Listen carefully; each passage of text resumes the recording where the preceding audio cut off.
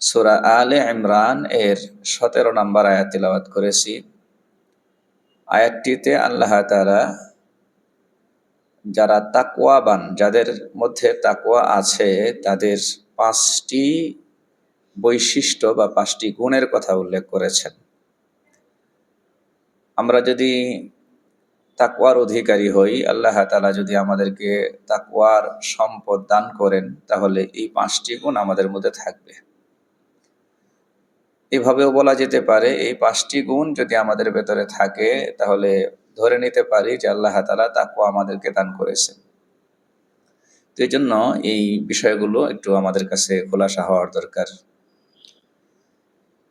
মুত্তাকিদের প্রথম যে গুণ আল্লাহ তাআলা এখানে আলোচনা করেছেন, আস-সাবিরিন, তারা সবরকারী হবে। হাদিস শরীফে রমজানকে বলা হয়েছে শাহরুস সবরি, সবরের মাস। আমাদের যার যে পরিমাণ হায়াত আল্লাহ তাআলা দান করেছেন, ততগুলো রমজান আমরা পেয়েছি। আল্লাহ তাআলা যদি ভবিষ্যতে হায়াত লম্বা করেন, আরো অনেক রমজান হয়তো পাবো। সবরের মাস রমজান মাস। আমরা কি রমজান মাসকে সবরের সাথে কাটাই? সবরের মাস হিসাবে কি আমরা রমজানকে যাপন করি? এই বিষয়গুলো আমাদেরকে চিন্তা করতে হবে। প্রথম যে কথাটা দিয়ে শুরু করতে চাই, সেটা হচ্ছে যে আল্লাহ তাআলা রমজান মাসকে সাজিয়েছেন এমন কিছু আমল দিয়ে, আল্লাহ এবং আল্লাহ রসুলের তরফ থেকে এমন কিছু আমল দিয়ে রমজান মাসকে সাজানো হয়েছে যেন আমরা গুনাহ থেকে মুক্ত হয়ে যেতে পারি, গুনাহ থেকে সম্পূর্ণরূপে মুক্ত হয়ে যেতে পারি। তাকওয়ার একটা বড় উদ্দেশ্য হলো গুনাহমুক্ত জীবন। তাকওয়ার একটা বড় উদ্দেশ্য কি? গুনাহমুক্ত জীবন। তো রমজানের সমস্ত আমলগুলো ওইভাবে সাজানো। আল্লাহ তাআলা রমজানের রোজা ফরজ করেছেন। রাসূলুল্লাহ সাল্লাল্লাহু আলাইহি ওয়াসাল্লাম রাতের তারাবিহের বিধান দিয়েছেন। লাইলাতুল কদর রমজান মাসে রাখা হয়েছে।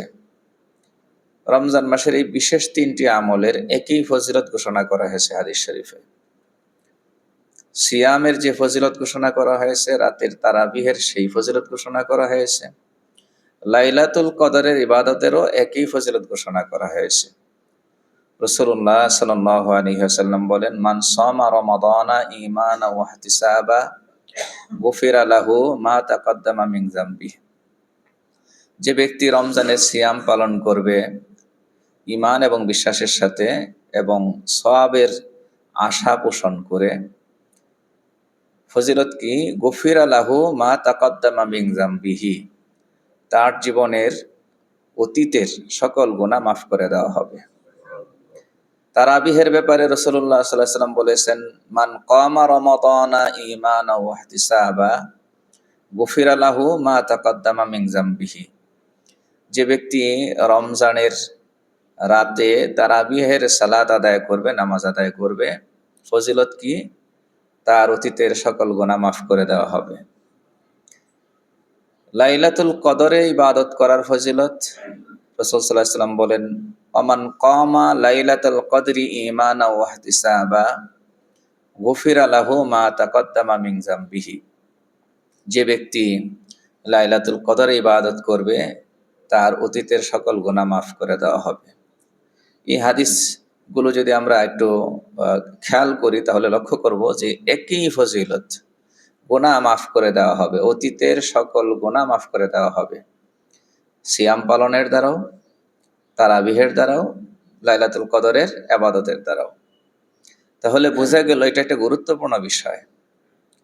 গুনাহ থেকে ক্ষমা লাভ করা এটা অনেক বড় একটা বিষয়। এই জন্য এক দীর্ঘ হাদিসে এসেছে, হযরত জিবরাইল আলাইহিস সালাম এসে বদদুয়া করেছিলেন যে ওই ব্যক্তি ধ্বংস হয়ে যাক যে রমজান পেয়েছে কিন্তু নিজের গুনাহগুলো মাফ করাতে পারেনি।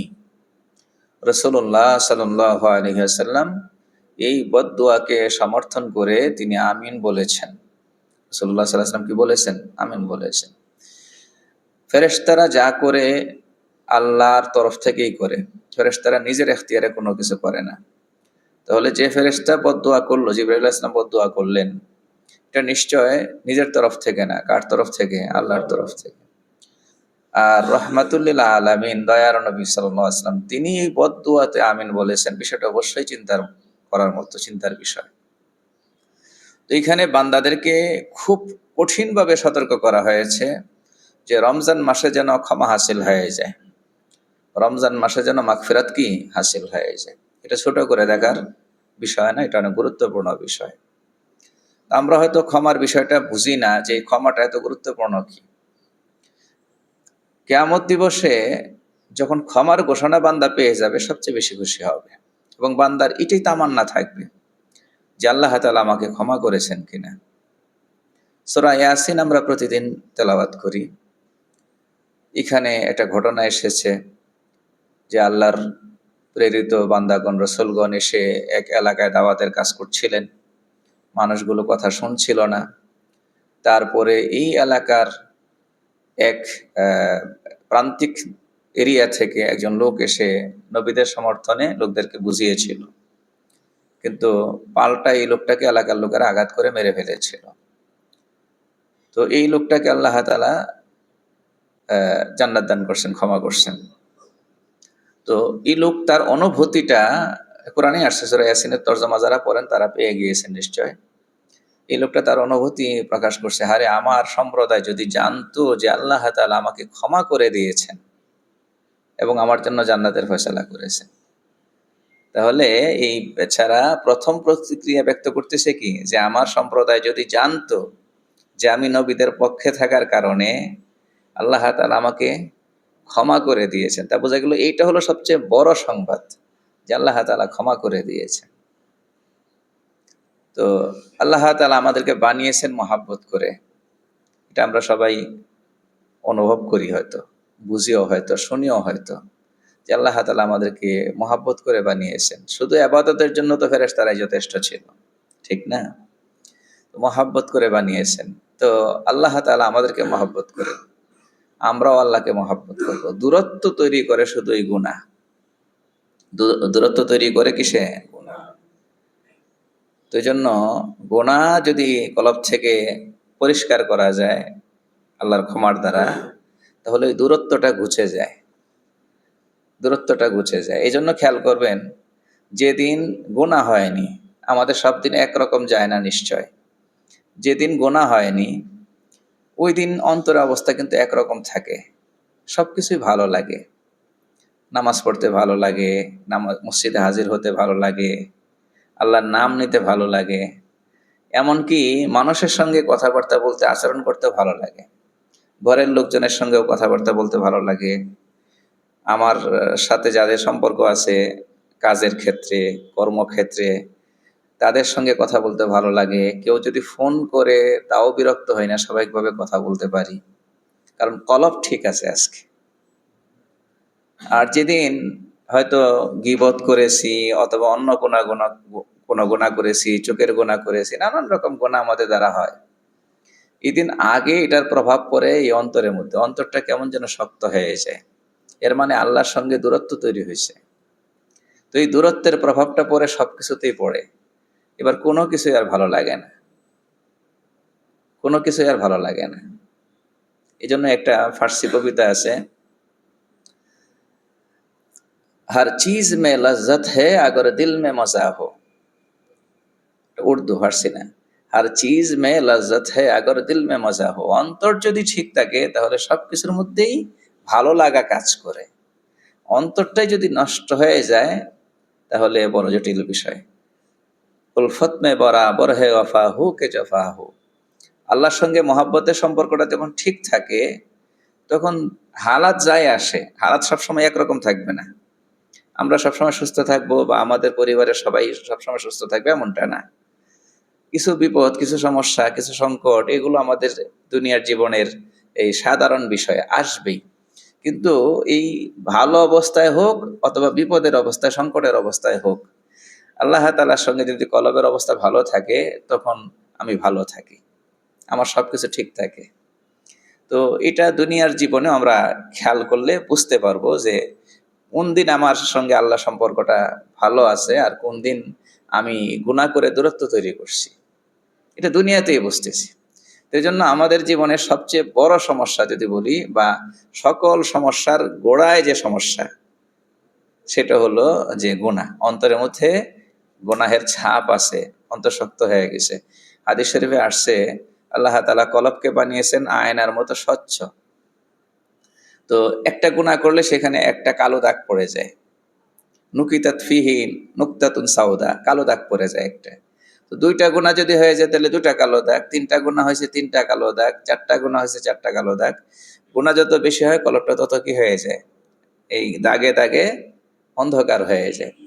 তো এই কলবের হালাত কি হয়, তখন রুচি বিকৃতি ঘটে। কলবেরও একটা কি আছে, রুচি বিকৃতি আছে। তখন ভালো জিনিস ভালো লাগে না, খারাপ জিনিসই ভালো লাগে। এটা একটা বড় বিপদের কথা। এভাবেই মানুষ হেদায়েত থেকে দূরে সরে যায়। তখন ভালো কথা তাকে বোঝানো যায় না, সে বুঝতে চায় না, খারাপগুলোই তার ভালো লাগে। আল্লাহ আমাদেরকে হেফাজত করুন। তাহলে এই গুনাহ থেকে ক্ষমা লাভ করা এটা ছোট বিষয় না, এটা অনেক বড় বিষয়। আমরা যতটুকুন বুঝি তার চেয়েও অনেক বেশি গুরুত্বপূর্ণ বিষয়। তো আল্লাহ তাআলা রমজানকে সাজিয়েছেন কিসের জন্য? বান্দা যেন কি পেয়ে যায়, ক্ষমা পেয়ে যায়। আর এটা ঐচ্ছিক বিষয় না, এটা পেতেই হবে, নতুবা জীবন ধ্বংস হয়ে যাবে। জিবরাইল বদদোয়া করেছেন, রাসূল সাল্লাল্লাহু আলাইহি ওয়াসাল্লাম আমিন বলেছেন, এই দোয়া তো কবুল না হয়ে থাকবে না, এই বদদোয়া কবুল হয়ে যাবে। তো আল্লাহ তাআলা আমাদের সবাইকে রমজান এমনভাবে কাটানোর তৌফিক দান করেন যেন আল্লাহ তাআলার মাগফিরাত, আল্লাহ তাআলার ক্ষমা আমাদের কি হয়ে যায়, হাসিল হয়ে যায়। এখন ক্ষমা হাসিল হলো ঠিকই, ক্ষমা হাসিল হওয়ার পরে আবার গুনাহ জারি রাখলাম, গুনাহ করতে থাকলাম, তাহলে তো আবার হবে না। এটা কেমন হবে জানেন? এটা হলো যে ওই এই মাছ ধরতেছে জেলে, অনেক মাছ ধরতেছে, সে খুব খুশি যে মাছ পাচ্ছে আজকে অনেক। কিন্তু মাছ রাখার যে কি বলে ডোলা না, ডোলা, এটা নিচে দিয়ে ছিদ্র। তো এই ছিদ্রওয়ালা ডোলার মধ্যে যতই মাছ রাখে কোনো লাভ আছে নাকি? বেশি মাছ ধরেও খুশি হওয়ার কোনো সুযোগ নেই, যেহেতু ডোলা ছিদ্রওয়ালা, মাছ সব কি হয়ে যাবে, বের হয়ে যাবে। এই জন্য গোনা থেকে তো বাঁচতে হবে, গুনাহ থেকে বাঁচতে হবে। রমজান মাসে আল্লাহ তাআলা এই প্র্যাকটিসটা আমাদের দ্বারা করাতে চান, যে গুনাহ ছাড়াও যে একটা সুন্দর জীবন যাপন করা যায়, এটা তুমি ট্রাই করো রমজান মাসে, চেষ্টা করো, দেখবো এটা পাওয়া যাবে রমজান মাসে। এরপর এটাকে শুধু ধরে রাখতে হবে, রমজানের পরে শুধু কি করতে হবে, ধরে রাখতে হবে। তো যাক, তো তাকওয়ার মূল কথা হচ্ছে এইটা, তাকওয়ার মূল কথা হচ্ছে এইটা, গুনাহ করব না। কখনো গুনাহ হয়ে গেলে তাড়াতাড়ি করে আল্লাহর কাছ থেকে ক্ষমা করিয়ে নেব, তাওবা ইস্তেগফারের মাধ্যমে ক্ষমা করিয়ে নেব। এখন অতীতে যা করছিলাম, অনেক করে ফেলেছি অতীতে, এই সবগুলো মিলে অনেক ভারী বোঝা হয়ে গিয়েছে, পাহাড়ের মতো গুনাহ হয়তো আমার আপনার হয়ে গিয়েছে। আল্লাহ তাআলা নৈরাশ হওয়াটা হারাম করে দিয়েছেন। রমজান মাসটা স্পেশালি দিয়েছেন যেন আমরা অতীতের গুনাহ থেকে কি পাই, ক্ষমা পাই। এজন্য সিয়ামের এহতেমাম, রমজানের রোজার যেমন গুরুত্ব দেওয়ার দরকার, রোজা যেভাবে পালন করার দরকার, রাতের তারাবিটাকে আমার অবাক লাগে, আমি জানি না, অনেক সময় দেখা যায় যে ফরজ নামাজ পড়েও মসজিদ থেকে মুসল্লি বের হচ্ছে, 4 রাকাত পরেও বের হচ্ছে, 8 রাকাত পরেও বের হচ্ছে, 10 রাকাত পরেও বের হচ্ছে। তো এই যে এত মানুষ বের হয়ে যায়, আমি জানি না তারা কি বাসায় গিয়ে পড়ে কিনা। তো আমরা এতটা অধৈর্য হলে ক্ষমা পাবো কি করে? রাসূলুল্লাহ সাল্লাল্লাহু আলাইহি ওয়াসাল্লাম হাদিসে বলছেন, মান কামা মাআল ইমামি হাত্তা ইয়ানসারিফা কুতিবা লাহু কিয়ামু লাইলাতিন। যে ব্যক্তি তারাবিহের নামাজে ইমামের সঙ্গে শেষ নাগাদ শরীক থাকবে, কোন পর্যন্ত? ইমাম শেষ করা পর্যন্ত। ইমাম শেষ করে 2 রাকাতের পরে না 4 রাকাতের পরে? তা আমরা যে মসজিদে নামাজ পড়তেছি, এখানে ইমাম নামাজ শেষ করে 20 রাকাতের পরে। তো যে ব্যক্তি ইমামের সঙ্গে শরীক থাকবে ইমাম নামাজ শেষ করা পর্যন্ত, তার সারা রাতের ইবাদতের সওয়াব লেখা হবে। তা আমরা তো পড়লাম, যারা ধীরে সুস্থে পড়ি, আমাদের মসজিদগুলোতে হয়তো 8টায় যেখানে নামাজ শুরু হয়, এখন একটু বেশি পড়া হচ্ছে, 1.5 পারা করে পড়া হচ্ছে, তারপরেও 10:15টার দিকে শেষ হয়ে যায়। 2 ঘন্টা প্লাস সময় আমরা দিচ্ছি। এরপরে তো রাতের অনেক অংশ রয়ে গেছে, সেটা তো আমরা ঘুমিয়ে কাটাবো না। কিন্তু রাসূল সাল্লাল্লাহু আলাইহি ওয়াসাল্লাম বলছেন যে কেউ যদি কি করে, রাতের তারাবিটা ইমামের সঙ্গে শেষ নাগাদ থাকে, তাহলে বাকি সময়টা, রাতের বাকি সময়টা সে বসে কাটাক আর ঘুমিয়ে কাটাক, আমলনামায় লেখা হবে সে নামাজ পড়ে কাটিয়েছে। সুবহানাল্লাহ। এই আয়োজনগুলো রমজান মাসে আছে। তো এই জন্য আমাদের এটা ফোকাসে রাখতে হবে যে আমরা তাকওয়া হাসিল করতে পারতেছি কিনা, তাকওয়ার দিকে আমরা এগোচ্ছি কিনা। তো তাকওয়া যার ভেতরে আসবে তার ভেতরে 5টা গুণ আসবে। এই 5টা গুণ নিয়ে আজকে সংক্ষেপে আলোচনা করবো ইনশাআল্লাহ। 1 নাম্বার হচ্ছে সবর। সবরের ব্যাপারে একেবারে খুব সহজ করে মনে রাখতে হবে যে সবর 3 লাইনে সবর হয়। কয় লাইনে সবর হয়? 3 লাইনে সবর হয়। এক হচ্ছে ইবাদতের লাইনে সবর, এক হচ্ছে কি ইবাদতের লাইনে সবর। সবর ছাড়া ইবাদত সুন্দর হবে না। এই যে রোজাটা, সবর ছাড়া রোজা সুন্দর হবে। নামাজটাকে সবর ছাড়া সুন্দর হবে। এই যে হুটহাট করে আমরা নামাজ পড়ি, নামাজকে সময় দেই না, তো নামাজ তো অসুন্দর হচ্ছে। সবর নাই, ধৈর্য নেই। তো ধৈর্য ছাড়া দুনিয়ার কোনো কিছুই সুন্দর হয় না। আপনি গরুর গোশত কিনলেন এত টাকা দিয়া, বাসায় নিয়ে গেলেন, একটু রান্না করবে, খাবেন। এখন রান্না যিনি করবেন তিনি যদি সবরের সাথে রান্নাটা না করেন, তা আপনার এত টাকার গোশত কোনো কাজে লাগবে? খাইতে পারবেন? তো রান্নার মধ্যে কি লাগতেছে? সবর লাগতেছে। তাহলে নাকি হবে? এই রান্না খাওয়ার উপযোগী হবে। দুনিয়ার কোনো কিছুই আমরা সবর ছাড়া ভালো করতে পারি না, ধৈর্য ছাড়া। তাহলে শুধু নামাজ কালামের ব্যাপারে এত তাড়াহুড়া আমাদের কেন? এত তাড়াহুড়া কেন? তো এই জন্য আমরা এই রমজান মাস থেকে এটার প্র্যাকটিসটা করি যে আমরা প্রত্যেকেই নিজ নিজ আমলে আর একটু সময় দেব, একটু ধীরে সুস্থে করব। এটাতে বরকত আসবে। নামাজে সময় দিলে অন্য কাজে সময় কম লাগবে। আমাদের দুনিয়ার যে অন্যান্য কাজ কারবার আছে যেগুলোর জন্য আমরা অনেক সময় দিচ্ছি, সেগুলো কম সময় দিয়ে করতে পারবো। আল্লাহ তাআলা কম সময়ে সেগুলো করে দেবেন। এটা আমার কথা না, হাদিস শরীফে আছে। রাসূলুল্লাহ সাল্লাল্লাহু আলাইহি ওয়াসাল্লাম বলছেন, কেউ যদি নিজের চিন্তাকে এইভাবে করে শুধরে নেয় যে তার চিন্তা হবে আখিরাত ভিত্তিক, আখিরাত যেন সুন্দর হয়,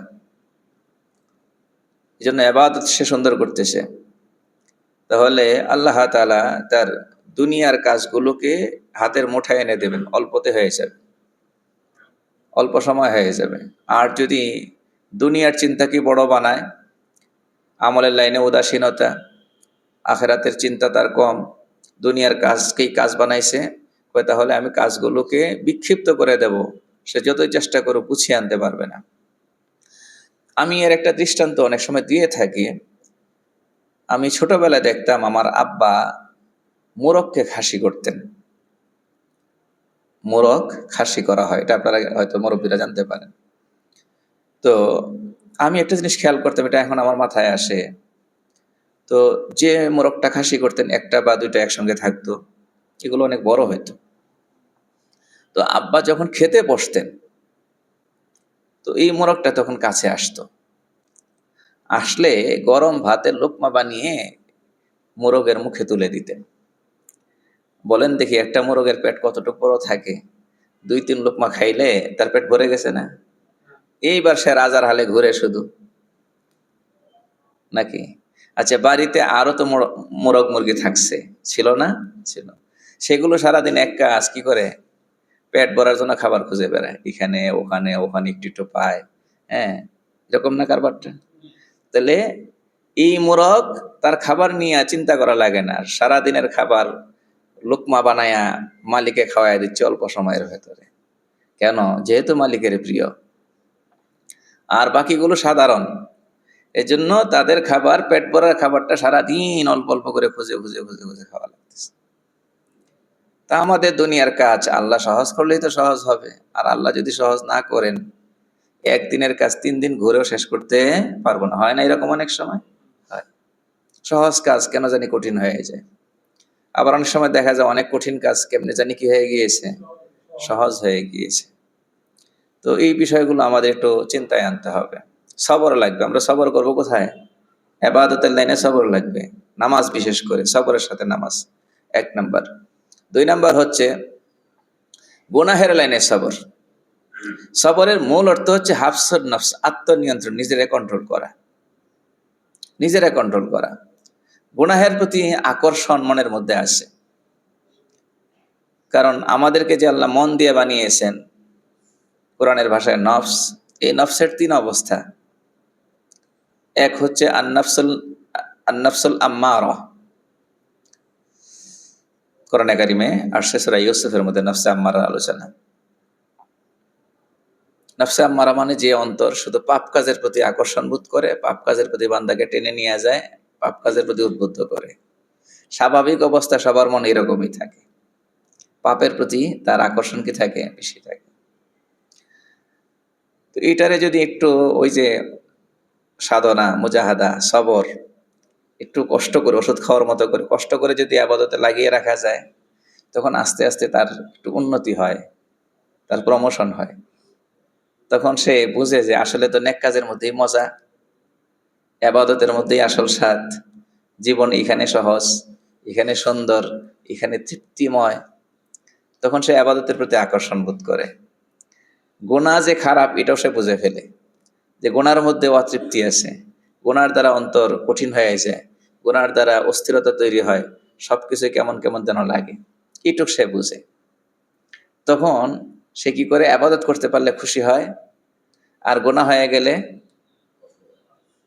অসন্তুষ্ট হয়, বেজার হয়, কি করলাম আমি, এবং নিজে তিরস্কার করতে থাকে, কেন গুনাহটা করছিলাম। এটাকে বলা হয় নাফসে লাওয়ামা। সূরা কিয়ামার ভেতরে এর আলোচনা আসছে। এটা দ্বিতীয় ধাপ। আর এই দ্বিতীয় ধাপকে যদি কেউ অতিক্রম করতে পারে, আবাদতের প্রতি আরো বেশি মনোযোগী হয়, আগ্রহ করে ইবাদত করতে থাকে, তো তৃতীয় ধাপে সে উন্নীত হয়। সেটা হলো, এখন তার গুনার প্রতি একদম মন যায় না। মানুষ হিসাবে কদাচিৎ যদি হয়েই যায়, সাথে সাথে তাও ইস্তেগফার করে ফেলে। আবাদতে খুব মাশগুল থাকে, আবাদতে সে মজা পায়, নামাজ পড়লে মজা পায়, রোজা রাখতে পেরে তৃপ্তি বোধ করে, দান করলে মন ভালো লাগে যে দান করছি আজকে, যত ভালো কাজ আছে করে করে তৃপ্তি বোধ করে। তো এরকম মনের অধিকারী যে, সে ভালো কাজেই মাশগুল থাকে, লিপ্ত থাকে, আবাদতের মধ্যেই প্রশান্তি পায় এবং এখানেই থাকে সে। যেহেতু মাসুম না, কদাচিৎ দুর্ঘটনাবশত কি হইতে পারে, গুনাহ হইতে পারে। এটাকে বলা হয় নাফসে মুতমাইন্না, প্রশান্ত মন। এটা হলো তৃতীয় ধাপের। আল্লাহ তাআলা আমাদেরকে এই তৃতীয় ধাপের প্রশান্ত মন সবাইকে নসিব করে। তো এই জন্য প্রথম অবস্থায় এমন থাকবো আমরা যে গুনার প্রতি মন কি হবে, ধাবিত হবে, আকৃষ্ট হবে। তো এই মনটাকে কন্ট্রোল করা, নিয়ে আসা, ধরে মানে এটা নিয়ন্ত্রণ করা, এটা হলো গুনাহের লাইনে সবর। এটা গুনাহের লাইনে সবর। হাশরের ময়দানে আল্লাহ তাআলা যে সমস্ত সৌভাগ্যবান মানুষকে আরশে আজিমে ছায়ায় জায়গা দেবেন, তার মধ্যে এক ব্যক্তির কথা বলা হয়েছে, অরাজুলুন দাআতহু ইমরাআতুন যাতু হাসাবিন ওয়া জামালিন ফাকালা ইন্নী আখাফুল্লাহ। একজন যুবক পুরুষকে একজন সম্ভ্রান্ত পরিবারের সুন্দরী নারী নিজের দিকে ডেকেছে। তাহলে বুঝাই গেল এখানে যে মানুষটাকে ডেকেছে, যে মহিলা ডেকেছে, এখানে আকর্ষণেরই ব্যাপার। কারণ মহিলার ব্যাপারে বলা হয়েছে খানদানি নারী, ভালো পরিবারের, সম্ভ্রান্ত পরিবারের, বাজারের না। ঠিক আছে, তারপর আবার সুন্দরী, যাকে ডেকেছে সেও পুরুষ, সুপুরুষ। তাহলে এখানে আকর্ষণ বোধ করতেই পারে। কিন্তু সে বলেছে কি, ইন্নী আখাফুল্লাহ, আমি পাপ করতে পারি না, আমি আল্লাহকে ভয় করি। এর মানে বোঝা গেল এখানে অন্য কোনো কিছু না, পরিবেশগত ঝামেলা ছিল না। এই যে নিয়ন্ত্রণ, আল্লাহ তাআলা তাকে সওয়াব দিবেন কি, যে সম্মানিত করবেন। হাশরের মাঠে সীমিত কিছু মানুষ আরশে আজিমে ছায়া জায়গা পাবে, সেখানে তাকে জায়গা দেবে। হযরত ইউসুফ আলাইহিস সালামের কথা তো কোরআনে কারিমে আসছে না, জুলাইখা ডেকেছিল পরিবেশ তৈরি করে। তো এই হলো গুনাহের লাইনে সবর। এটা তো হলো চরম পর্যায়ে। আর সাধারণ পর্যায়ে তো আমরা হেরে যাই। সেটা কখন, সেটা কোথায়? এই যে গীবত করতেছি, চোখটাকে হেফাজত করতে পারতেছি না, মহিলারা যাচ্ছে আমরা দেখতেছি, মোবাইল ফোনে দেখতেছি, তো ছোট ছোট জায়গাতে তো হেরে যাচ্ছি। তো এই জন্য এই নিজেকে এই জায়গায় নিয়ন্ত্রণ করতে হবে, পাপের জায়গাটাতে নিজেকে নিয়ন্ত্রণ করতে হবে। মন ছুটলেও মনকে ধরে রাখতে হবে। আর একটা হচ্ছে বিপদ আপদের ক্ষেত্রে সবর। বিপদ এটা তো এক বড় জিনিস, ছোট বিপদও আছে, বড় বিপদও আছে। গতকালকে আমার সঙ্গে এক মুসল্লি দেখা করলেন, 8 বছরের সন্তানকে হারিয়েছেন, ছেলেকে হারিয়েছেন। দেখলাম যে লোকটা 2 সপ্তাহে শুকিয়ে অর্ধেক হয়ে গিয়েছে। 2 সপ্তাহ আগে যা দেখেছিলাম, শরীর অর্ধেক হয়ে গিয়েছে। এটা যদি বাবার অবস্থা হয়, মায়ের অবস্থা কি? ছেলে মারা গিয়েছে কিডনি ড্যামেজ হয়ে, আইসিইউতে ছিল দীর্ঘদিন। এখন এই জায়গাগুলোতে সবর করা অত সহজ না। তা আমি ওনাকে বললাম যে এখানে তো প্রত্যেকেই যার যতটুকু হায়াত ততটুকু নিয়ে আসছেন। আপনাদের এখন সবচেয়ে বড় কাজ হলো সবর করা। আল্লাহর বিরুদ্ধে যেন কোনো অভিযোগ না আসে মুখে, মনে মুখে, যে আল্লাহ আমার বাচ্চাটা নিয়ে গেল। কারণ 8 দিন থেকে একটা বাচ্চা চলে গেলে অতটা মায়া লাগে না, অতটা কষ্ট হয় না। 8 বছর থেকে তারপরে যদি যায়, এটা স্বাভাবিক বিষয়। কারণ আমরা যারা সন্তানের বাবা সবাই বুঝবো জিনিসটা। বাচ্চারা যত দিন যায়, মাস যায়, বছর যায়, তত তাদের প্রতি আমাদের কি বাড়ে? আকর্ষণ বাড়ে, মায়া বাড়ে, মমতা বাড়ে, টান বাড়ে অন্তরের। এই যে এই জায়গাগুলোতে সবর করা, ছোট হোক বড় হোক, বিপদ যখন আসছে। আজকেও আমি তাফসির মোতালা করতে গিয়ে, তাফসির পড়তে গিয়ে দেখলাম যে একজনে লিখেছেন, তাফসিরে কিতাবে সুন্দর একটা কথা লিখছেন যে আমি এখন পর্যন্ত কাউকে দেখি নাই যে নিজের জিনিস নিজে নষ্ট করে। বড় চমৎকার কথা বলছেন। কোন সুস্থ বিবেকবান মানুষ নিজের জিনিস নিজে হাতে ধরে নষ্ট করে নাকি? আমরা কার? বলেন না, আমরা কার? আল্লাহর। তো আল্লাহর যদি হই, নিশ্চয়ই আমরা আল্লাহর। নিশ্চয়ই আমরা কার? আল্লাহর। তাহলে আল্লাহ আমাদেরকে নষ্ট করবেন, বিপদ দিয়ে আমাদেরকে ধ্বংস করবেন, আমাদের সর্বনাশ করবেন, আমাদের ক্ষতি করবেন না? হতেই পারে, হতেই পারে না। তাহলে এখানে সবর করতে হবে। এখন সবর পরিপন্থী যে কাজটা, সেটা হলো যে আল্লাহর বিরুদ্ধে অভিযোগ। আল্লাহর বিরুদ্ধে অভিযোগ আবার 2 রকম মাত্রায় আছে। একটা তো চরম মাত্রা। চরম মাত্রা মানে একেবারে আল্লাহ শুধু আমার ছেলেটাকে দেখলো, হ্যাঁ আমি নামাজ কালাম পড়ি, আল্লাহরে ডাকিয়ে তো দোয়া করলাম, তারপর আল্লাহ আমার সন্তানটাকে নিয়ে গেল, আল্লাহ শুধু আমারই দেখলো। এটা তো সুস্পষ্ট অভিযোগ। কার বিরুদ্ধে? আল্লাহর বিরুদ্ধে। আর একটা হলো যে এত মারাত্মক পর্যায়ে না হলেও এই নর্মাল ভাবে আমরা অনেক সময় একে অন্যের সঙ্গে শেয়ার করি। আজকে 3 দিন হয়ে গেছে, বাচ্চাটার জ্বরটা ভালো হইতেছে না, কিছু খাচ্ছে না, রাত্রে ঘুমাইতে পারে না, আজকে সেহরি কোনো রকমে খাইছি, এই সেই, এই যে দুঃখের কথা শেয়ার করতেছেন। তো মানুষের সঙ্গে শেয়ার করলে দুঃখ কমে না বাড়ে? বেশিরভাগ ক্ষেত্রে বাড়ে। কারণ আপনি যার সঙ্গে শেয়ার করছেন, উনি বলবেন যে আসলে কেমন কেন হইতেছে তোমার, তুমি তো কম চেষ্টা করো না, বাচ্চাদেরকে অনেক যত্ন করো, তারপরও তুমি কিছুদিন আগেও শুনলাম তোমার আর এক বাচ্চার অসুখ, এখন আবার এটার অসুখ, এর 3 মাস আগে তুমি হাসপাতালে ছিলা। মানে আপনার আরো কিছু সমস্যার কথা উনি স্মরণ করে দিচ্ছে। এতে করে আপনার মনটা কি হয়েছে? শান্ত হয়েছে না আরো বাড়ছে পেরেশানি? হ্যাঁ, আরো পেরেশানি কি বাড়ছে। তো এই জন্য আমি আগে একদিন মনে হয় বলেছিলাম, তো আমরা এই কুলের বাচ্চা থেকে সবর শিখতে পারি। কুলের বাচ্চা থেকে সবর শিখতে পারি। সেটা কিরকম? কুলের বাচ্চাকে যদি মা মারে, অনেক সময় মা রাগ করে থাপ্পড় দেয়। কুলের বাচ্চাকে যদি মা মারে, বাচ্চা কাঁদে ঠিক, কিন্তু আবার মায়ের বুকে এসে কি করে? মাথা ঘুষে দেয়। বাচ্চা যেন এই কথা বোঝায় যে মা তুমি যদি আমাকে মারো, আমি যাবো কার কাছে? তোমার চেয়ে আপন আর কে আছে? আমার আশ্রয় তো তোমার বুক, আমার আশ্রয়ের জায়গা তো তুমি। আমাকে তুমি মারলে আমি তোমার কাছেই তো ফিরে আসবো। তো আল্লাহ যদি বিপদ দেয়, আমরা যদি আবার আল্লাহর দিকে ধাবিত হতে পারি, তাহলেই উত্তীর্ণ হয়ে গেলাম। তাহলে কি হয়ে গেলাম? উত্তীর্ণ হয়ে গেলাম। মানে আমরা তো ছুটি অন্যদিকে। তো এই জন্য বিপদ আপদের ক্ষেত্রে সবরের অর্থ হলো যে আমরা বিপদ আসলে ছোট হোক বড় হোক, হাত তুলবো কার কাছে? আল্লাহর কাছে। আল্লাহর কাছে এইভাবেই বলবো যে আল্লাহ বিপদ তুমিই দিয়েছো, আমি বিশ্বাস করি আমার গুনার কারণে দিয়েছো, আমাকে পরীক্ষা করার জন্য দিয়েছো। আল্লাহ আমার গুনাহগুলো মাফ করে দাও, আর আমারে এত কঠিন পরীক্ষা দিও না, আমি দুর্বল, আমারে মাফ করে দাও। আল্লাহর কাছে দুর্বলতা প্রকাশ করাটাও ইবাদত। আল্লাহর কাছে নিজের হীনতা, দুর্বলতা, অক্ষমতা প্রকাশ করাটাও কি ইবাদত। এতে আল্লাহ খুশি হন। মানুষের কাছে আপনি আপনার দুর্বলতা শেয়ার করবেন, সে খুশি হবে। সে খুশি হবে কেন? সে আপনারে দুর্বল পাইছে, সে সবল হয়ে গেছে আপনার তুলনায়। কারণ আপনার দুর্বল পয়েন্টের কথা জানলে সে মনে মনে খুশি। কেন? সে এখন আপনার উপরে আছে, আপনি দুর্বল, সে সবল। বুঝাইতে পারেনি মনে হয়। দুনিয়ার মানুষ তো প্রতিযোগিতা, একজনের সঙ্গে একজনের প্রতিযোগিতা। এই জন্য আপনি নিচে থাকলে সে খুশি, কারণ তাহলে সে অটোমেটিকলি কোথায় উঠে গেছে? উপরে উঠে গেছে।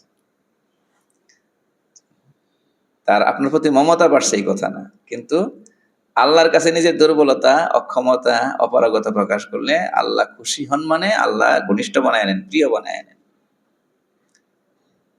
বেশেকায়াত সবরে তোবা সদ জামিল, বাকসে কম কুন হেকায়ত আয় খলিল। এই জন্য বিপদ ছোট হোক বা বড় হোক, মানুষের সঙ্গে আমরা শেয়ার না করে কার সঙ্গে শেয়ার করব? আল্লাহর সঙ্গে। দোয়া মুনাজাতের মাধ্যমে আল্লাহর সঙ্গে শেয়ার করব।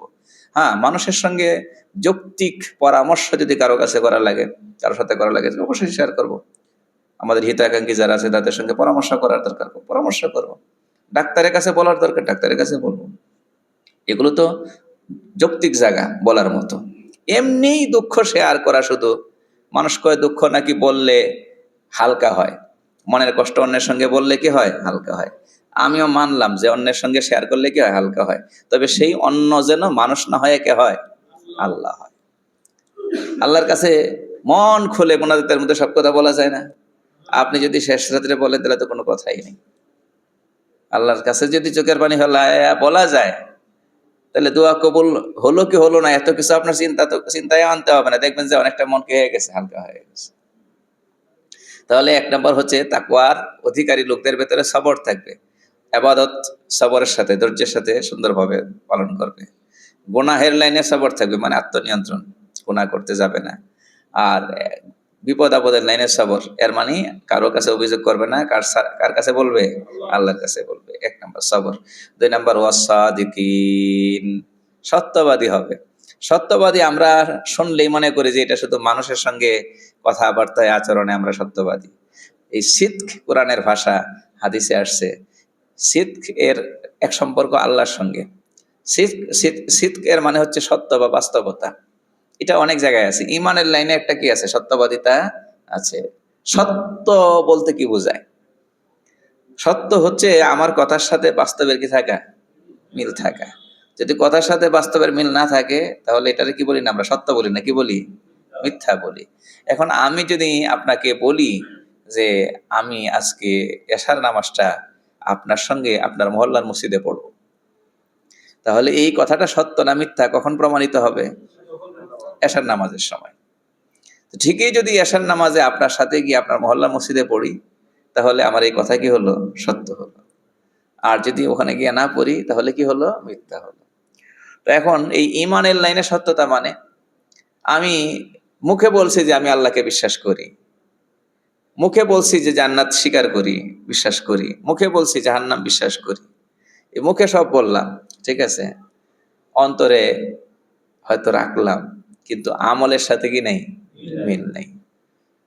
আমার বাবা যদি চট্টগ্রামে থাকেন, আর আমি যদি বলি বাবা আপনার সঙ্গে সাক্ষাৎ করার জন্য, আব্বা আপনার সঙ্গে সাক্ষাৎ করার জন্য আমি ঢাকায় চট্টগ্রাম আসছি, ঠিক আছে, তো আমার এই আব্বা এই কথাটা শুনে খুশি হবেন এবং এটাকে সত্য বলে ধরে নিবেন।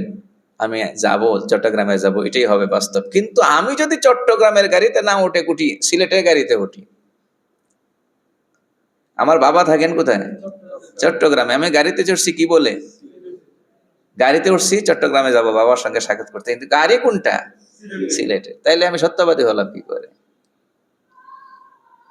এই জন্য যাদের বিশ্বাসের সঙ্গে, মানে অন্তরে বিশ্বাস, মুখের কথা, এর সঙ্গে আমলের মিল নাই, কি নাই? আমলের মিল নাই, তারা ইমানের ক্ষেত্রে মিথ্যাবাদী। তারা কিসের ক্ষেত্রে মিথ্যাবাদী? ইমানের ক্ষেত্রে মিথ্যাবাদী। তারা আল্লাহর সঙ্গে মিথ্যাবাদী।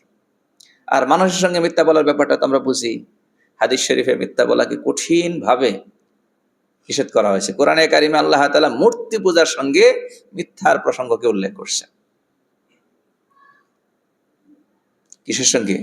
মূর্তি পূজার সঙ্গে। এবার গুনার মধ্যে এটা কত মারাত্মক গুনাহ! দুনিয়ার সমস্ত অশান্তি এই মিথ্যাকে অবলম্বন করে, দুনিয়ার সমস্ত বিশৃঙ্খলা মিথ্যাকে অবলম্বন করে, দুনিয়ার সমস্ত জুলুম ও বিচার মিথ্যাকে অবলম্বন করে। আপনারা কি মনে করেন যদি মিথ্যা বলা না যায়, চুরি করা যাবে? চুরি করতে পারবে মিথ্যা না বলা গেলে? কারণ চুরি করে সে অস্বীকার করতেছে কিসের উপর ভিত্তি করে? কি? মিথ্যা অবলম্বন করে।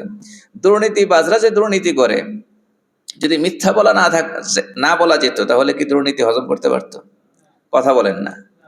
আদালতে যে ন্যায্য বিচারটা হচ্ছে না, কিসের কারণে হচ্ছে না? মিথ্যার আশ্রয় নিয়ে।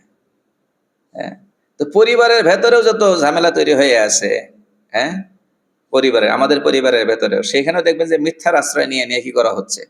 অশান্তিগুলো তৈরি করা হচ্ছে। তাহলে এই মিথ্যাটা তো বড় উপকারী জিনিস নাকি? না সর্বনাশা জিনিস?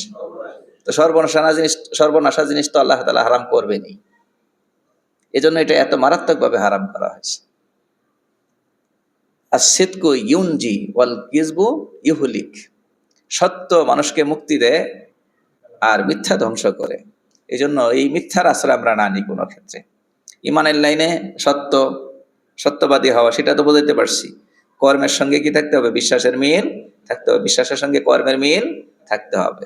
জান্নাতের গাড়িতে যেন চড়ি, জাহান্নামের গাড়িতে চড়ে ইমানের দাবি যেন না করি। কথাটা বোঝাইতে পারছি? আচ্ছা, এরপরে হলো আল কানিতিন। কানিতিন, কানিতের সহজ ব্যাখ্যা হলো ইবাদতের ক্ষেত্রে সে নিয়মিত, আল্লাহর আনুগত্যের ক্ষেত্রে নিয়মিত। এইখানে আমাদের সমস্যাটা হয়। আমরা আত্মসমালোচনার পর্যায়ে জিনিসগুলো নিতে পারি। রমজানের শুরুতে আমাদের বিগত রমজানগুলো একটু চিন্তায় নিয়ে আসি, তাহলে বুঝতে সুবিধা হবে। রমজানের প্রথম দশকে আমরা যতটুকু মসজিদমুখী থাকি, যতটুকু নামাজ কালামের দিকে মনোযোগী থাকি, দ্বিতীয় দশকে পারে আমাদের এই অবস্থাটা নাকি আরো অবনতির দিকে যায়, অবনতির দিকে যায়। আর শেষ দশকে আরো অবনতির দিকে যায়। অথচ হাদিস শরীফে শেষ দশককে গুরুত্ব সবচেয়ে কি করা হয়েছে? বেশি দেওয়া হয়েছে। রমজান যখন সামনে এগুতে থাকে তখন এই রমজানের গুরুত্ব কি হয়ে যায়? বেড়ে যায়। এবং শেষ দশকে লাইলাতুল কদর রাখা হয়েছে। তাহলে বোঝা গেল আমাদের মধ্যে এই জিনিসটা নাই, আমরা কন্টিনিউ করতে পারি না। তাহলে ইবাদতের লাইনে কি হওয়ার দরকার? নিয়মিত হওয়ার দরকার। এটা আমরা মনে রাখবো ইনশাআল্লাহ। এই জন্য এই যে মাঝখান দিয়ে বলি পরামর্শ হিসাবে, এই যে ঈদের জন্য কিছু কেনাকাটা প্রত্যেক পরিবারে আমরা কিছু কম বেশি করে থাকি। যেহেতু করাই লাগবে, ঈদ কাছে আসলে তো দাম বাড়ে নাকি কমে? কথা বলেন না? বাড়ে। বাজারে বা শপিং মার্কেটে ঝামেলা কমে না বাড়ে? বাড়ে। তা আমরা যদি ফাঁকে ফাঁকে আগেই সেরে ফেলতে পারি তাহলে ওই সময় আমল নষ্ট হবে না, নামাজ কাজা হবে না। সফর ঈদ উপলক্ষে যখন আমরা দেশে ফিরে, বাড়িতে ফিরে, গ্রামে যাই, তো সেইখানে যদি আমরা একটু হিসাব কিতাব করে সফর করি, নামাজ কাজা হলো না। এগুলো আমাদের আগের থেকে চিন্তায় রাখতে হবে। আর সারা বছরের জন্য আমরা কিছু আমলকে নিয়মিত ধরে নিতে পারি, অল্প করে হলেও নিয়মিত আমল। এই বিষয়টা আমাদের খুব সিরিয়াসলি মাথায় রাখার দরকার। আপনি যদি প্রতিদিন কেবল 5 পৃষ্ঠা কোরআনে কারিম পড়েন, দিনে 5 দফায় হোক, 1 দফায় হোক, 5 পৃষ্ঠা বলেন, আচ্ছা বাদ দেন, আপনি 1 পৃষ্ঠা পড়েন, আমি কথার কথা ধরলাম, কতটুকু পড়েন? 1 পৃষ্ঠা পড়েন। তো 1 পৃষ্ঠা পড়লেও তো আপনি প্রতিদিন কোরআনে কারিমকে হাতে নিচ্ছেন, ঠিক না? আর কোরআনে কারিমের প্রতি হরফ হিসাবে নেকি, কি বলছি? কোরআনে কারিমের প্রতি হরফ হিসাবে নেকি। তো 1 পৃষ্ঠা পড়লে আপনি তো কয়েক হাজার নেকি কামাই করে ফেলেছেন, হরফ হিসাবে নেকি না? আর 1 পৃষ্ঠা কেন, এটা তো আমি এমনি বললাম আর কি। এই যে রমজানে অনেকের সময় হয় না আমরা একটা খতম করতে পারি না। রমজানে একটা খতম করা তো খুবই সহজ। আপনি যদি প্রতি ওয়াক্তের জন্য যে ওযু করতেছেন, আগে হোক নামাজের আগে হোক, নামাজের পরে হোক, মাত্র 4টা পৃষ্ঠা আপনি যদি কোরআন শরীফ হাতে নিয়ে পড়তে পারেন বেশি ভালো। যদি না পারেন আপনার মোবাইল ফোন থেকে তেলাওয়াত করেন, সেখানেও কোরআন শরীফ ডাউনলোড করে রাখেন। 4টা পৃষ্ঠা যদি পড়েন 5 ওয়াক্তে কত হবে? 20 পৃষ্ঠা, মানে 1 পারা, 30 পারা তো 30 রমজানে শেষ হয়ে যাবে। 1 পারা একটু টেনে নিলে 29শে রমজান গেলেও কি খতম হয়ে গেল। আমরা রমজানের পরেও প্রত্যেকদিন কোরআনে কারিম হাতে নেওয়ার একটু চেষ্টা করব, যে একটু করে হলেও কোরআন পড়বো। কারণ কোরআন আল্লাহর সঙ্গে আপনাকে আমাকে যতটা কি করবে, যতটা ঘনিষ্ঠ করে দেবে, অন্য কোনো জিনিস এতটা করবে না। নামাজও এই জন্যই এত বেশি পাওয়ারফুল ইবাদত, যেহেতু নামাজে কি আছে? কোরআনে কারিমের তিলাওয়াত আছে। এই জন্য আমরা আমলে নিয়মিত হই। আমলে কি হই? নিয়মিত। যত আমল আছে অল্প অল্প করে ধরলেও এটা যেন নিয়মিত হয়। আমি এর আগে দৃষ্টান্ত দিয়েছি, ইমাম গাজালী রহমতুল্লাহি আলাইহি দৃষ্টান্ত শুনিয়েছি। তিনি বলছেন যে নিয়মিত আমলের আসর বেশি, অল্প হলেও, এটা হাদিস। ওয়াইন আহাব্বুল আমাল ইলাল্লাহি আদওয়ামুহা ওয়াইন কল্লা। আল্লাহর কাছে ওই আমল বেশি প্রিয় যেটা নিয়মিত করা হচ্ছে, যদিও পরিমাণে কি সামান্য। তো এটার আসর বেশি। ইমাম গাজালী রহমতুল্লাহ দৃষ্টান্ত দিয়েছেন যে একটা পাথরের উপর যদি উপর থেকে, ঝর্ণা থেকে 1 ফোঁটা করে পানি পড়তে থাকে, তাহলে এক সময় দেখা যাবে পাথরটা কি হয়ে গিয়েছে? ছিদ্র হয়ে গিয়েছে। গ্রামের বাড়িতে যাদের টিনের ঘর আছে, নিচে পাকা আছে, দেখবেন যে কি হয়ে গেছে, বৃষ্টির পানি বছরের পর বছর পড়তে পড়তে ওই যে টিনের যে ঢেউ আছে, ঢেউ বরাবর ছিদ্র হয়ে আছে। তো একদিনে কি কয়েক ড্রাম পানি ঢাললেও কি ছিদ্র হবে নাকি? না। কিন্তু যে 1 ফোঁটা পড়ছে, অনেকদিন পড়ছে, এতে ছিদ্র হয়েছে। এই জন্য আমরা যদি ছোট্ট আমলটাও ধরি এবং সেটাকে নিয়মিত করি, ইনশাআল্লাহ এটার ফল বেশি পাবো।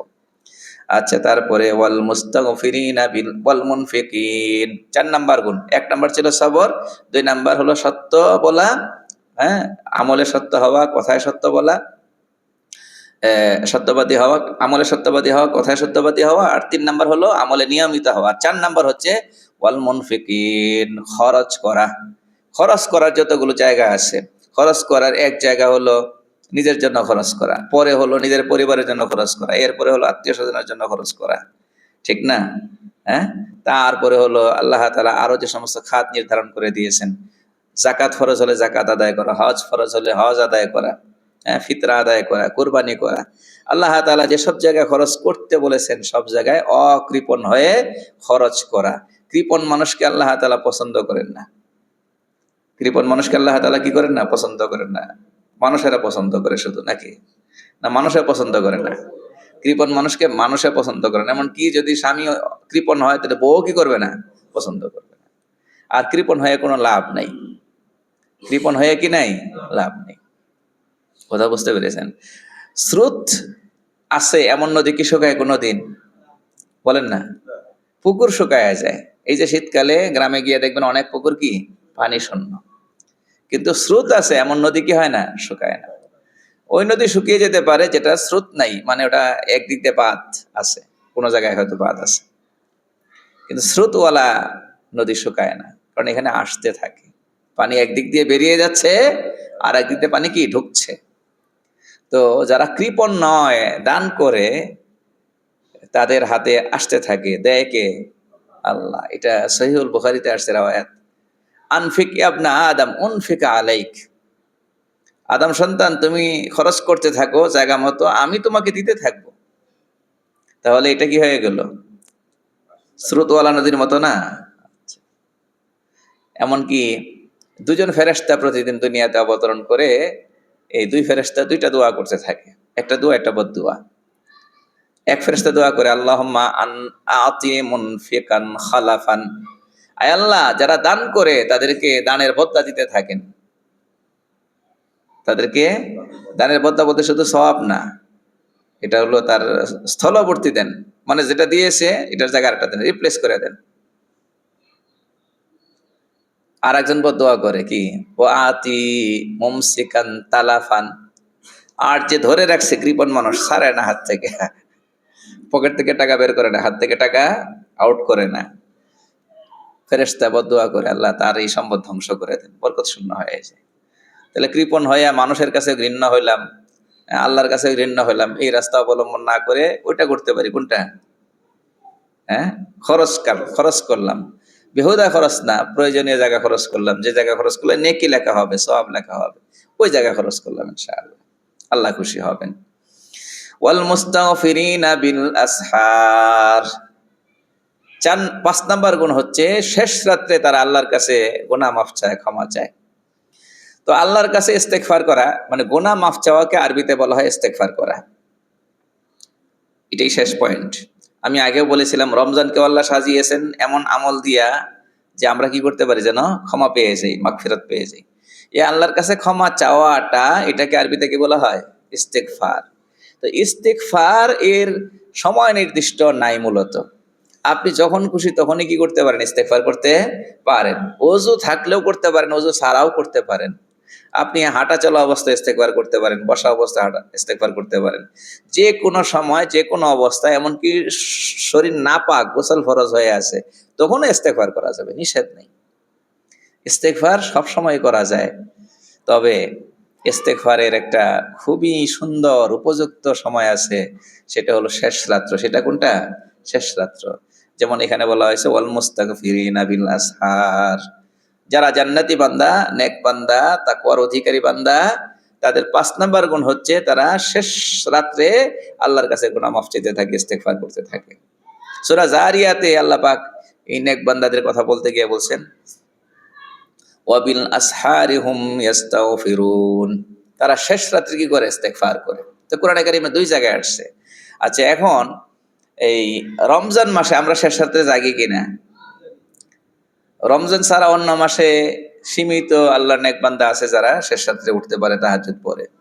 আর রমজান মাসে মাশাআল্লাহ আমরা সবাই শেষ রাত্রে জাগতেছি।